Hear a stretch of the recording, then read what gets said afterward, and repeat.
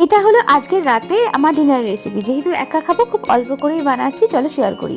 ফার্স্টেই মুসুর ডাল ধুয়ে রেখে দিয়েছি এবং সেই ডালের মধ্যে পেঁয়াজ, লঙ্কা, আদা বাটা, রসুন বাটা, লঙ্কার গুঁড়ো, হলুদ গুঁড়ো, ধনে গুঁড়ো, জিরে গুঁড়ো আর নুন সামান্য দিয়ে আর 1 চামচ তেল দিয়ে একটু নাড়াচাড়া করে কড়ায় তার মধ্যে জল ঢেলে দিলাম, সেদ্ধ হতে দিলাম।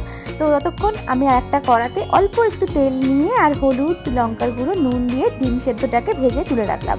তারপর আবার কড়াতে তেল দিয়ে পেঁয়াজ কুচি, গোটা গরম মশলা আর তার মধ্যে টমেটো দিলাম বেশি করে, ভালো করে নাড়াচাড়া করে ওর মধ্যে দিয়ে দিলাম আগের মশলাগুলো সেম রিপিট করে, যেমন ধনে গুঁড়ো, জিরে গুঁড়ো, নুন, লঙ্কার গুঁড়ো, হলুদ গুঁড়ো আর আদা বাটা, রসুন বাটা সব দিয়ে ভালো করে নাড়াচাড়া করে টমেটোটা কাদা কাদা হয়ে এলে ওর মধ্যে সেদ্ধ ডালটা দিয়ে কিছুক্ষণ নাড়লাম আর একটু জল ঢেলে দিয়েছিলাম।